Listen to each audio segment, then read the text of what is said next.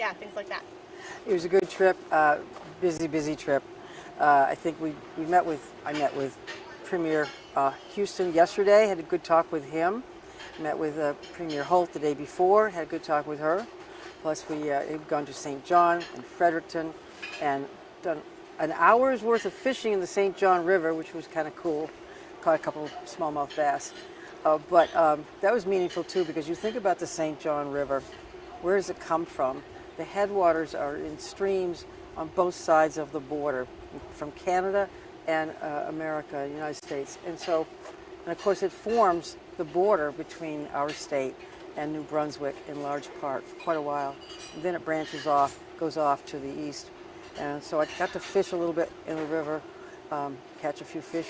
Maybe they came from Canada, maybe they came from Maine, we don't know.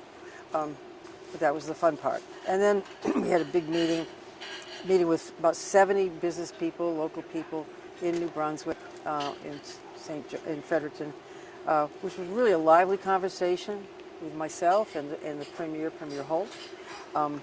Got to hear a lot of interesting anecdotes and views and observations and provide my input too. I mean, the purpose of the trip was really to reaffirm our friendship with our Canadian neighbors.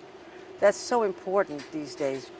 And to reaffirm our trade relationships, which are significant to our economy, the Maine economy, and to reinforce the back and forth travel and the importance of tourism to both our state and the New England states and the Atlantic provinces.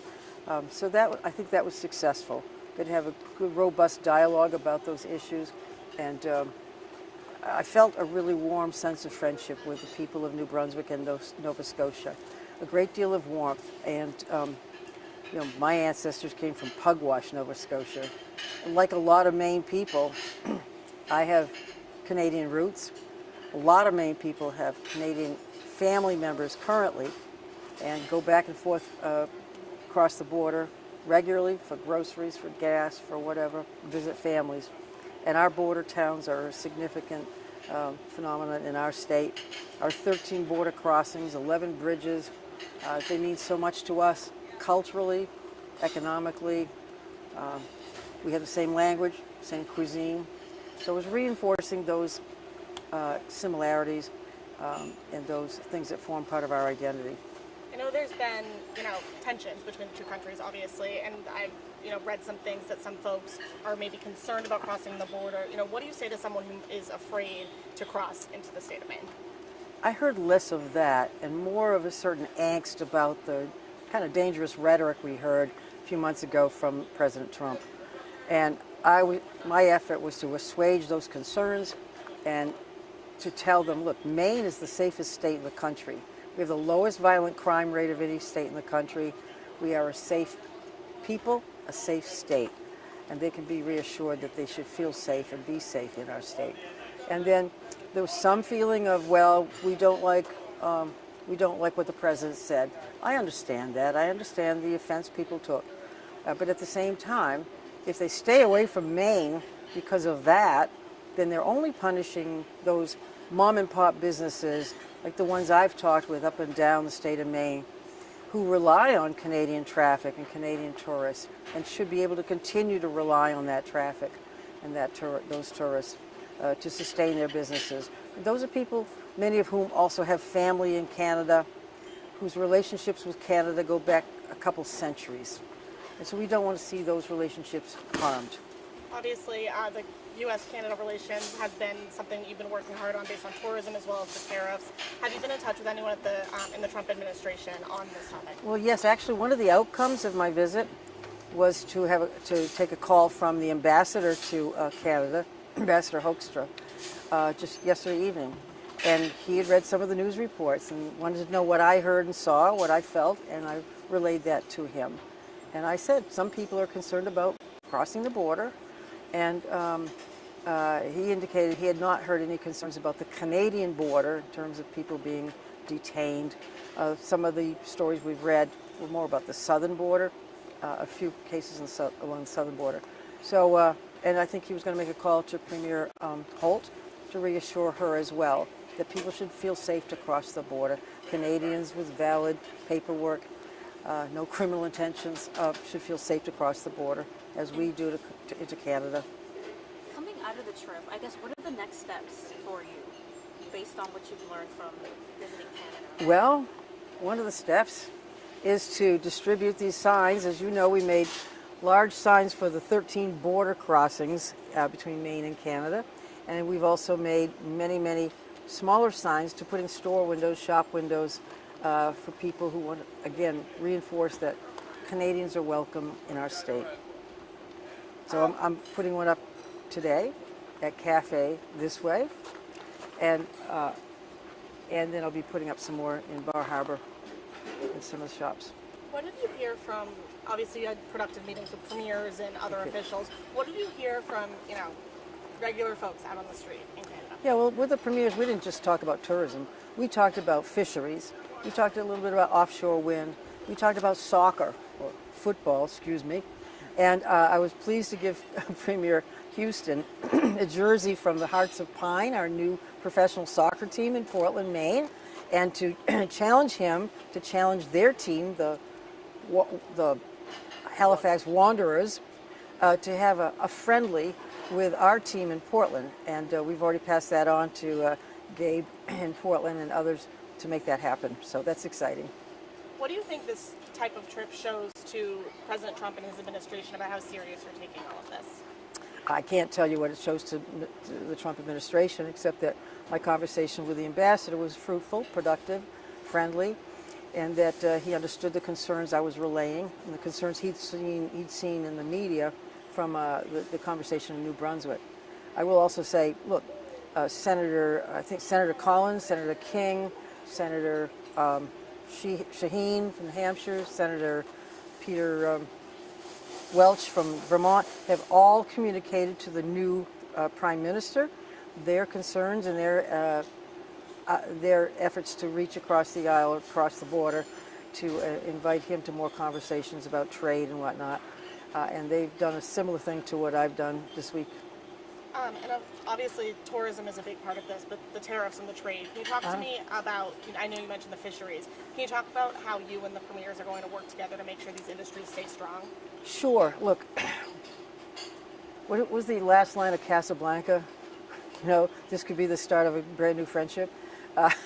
Well, I've just met these people. This is the second time in 2 weeks, and I really enjoy their company. I think they're both very smart, and I want to continue that relationship, have an open door, open line with them. When they see concerns, hear concerns. When I see or hear concerns, we talk to each other, try to allay those concerns. That's just an important part of relationship building, which needs to happen, regardless of what goes on in D.C. Maine and New Brunswick and Nova Scotia, as I describe our state, surrounded by Canada, so sticking out like a thumb, the hitchhiker's thumb pointing towards Europe, but surrounded by the maritime provinces, is really more important than anything else that our state have a good relationship with these provinces. And kind of switching gears a little bit, the budget proposal, I know you voiced some concerns about it. Kind of walk me through those concerns that you have. Well, it's a budget now. It's been enacted, and I've signed it. And so, yeah, there are always concerns. The purpose of a budget, the way you get to a budget, is to exchange ideas, proposals. You like some, you don't like some. Some of the Democrats liked some, they didn't like some that I proposed, and similar with the Republicans. I did ask the Republican leadership about a month ago to put down their position, to propose a budget that we could negotiate. They did not come up with a counter budget proposal. So we worked on what was there, what I proposed back in January, early February, and built it up from that. I think when you get back to Augusta, there's going to be a stack of bills on your desk. Yeah, I think so. Sign or veto, or Yeah. do those things. Two of them I've been looking at. One is regarding ICE. It would no longer let Immigration Customs Enforcement work with the prisons. And then there was another one regarding ranked choice voting. To use ranked choice for other Yeah. elections. Do you plan to sign or veto or let go into effect without your signature, either of those? Well, if I did nothing, they would not become law at this point. If I did nothing on bills of that sort, they would simply be taken up or be able to be taken up in January, early January. I could still veto them if I chose. I can't veto them today because the legislature's not in session. So I've expressed some negative views about those those particular bills, but So you expect those to be discussed in the winter? yes, Governor, about Canadian relationships. yes.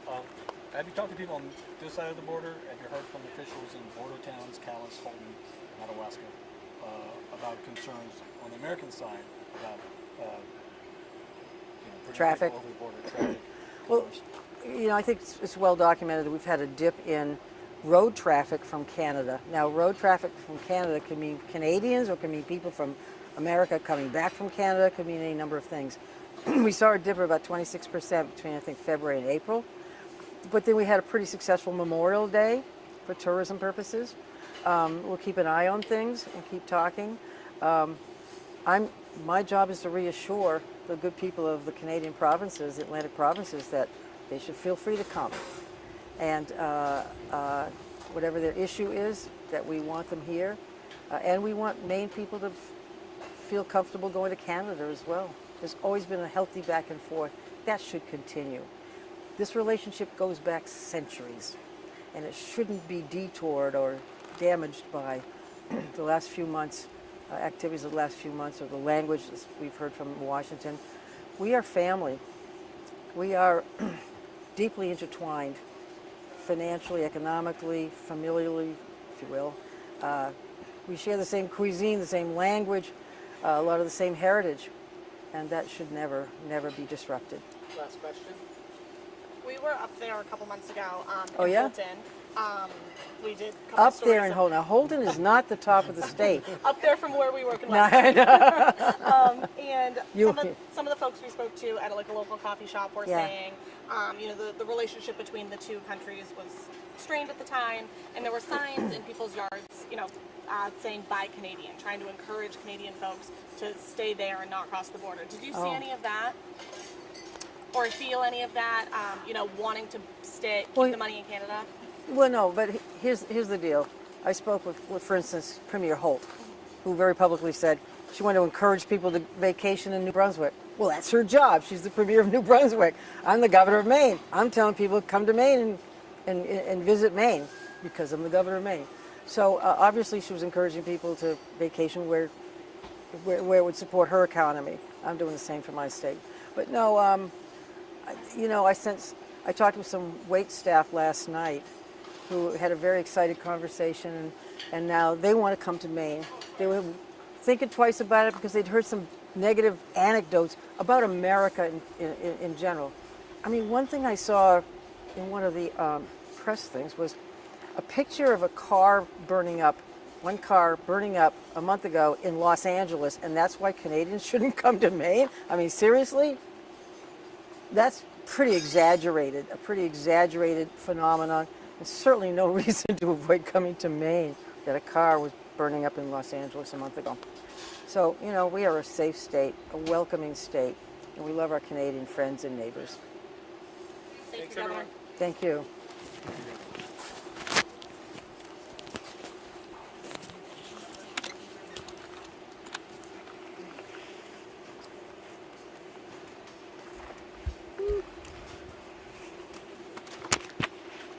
Number one. This one's ours, Oh, I yeah. think.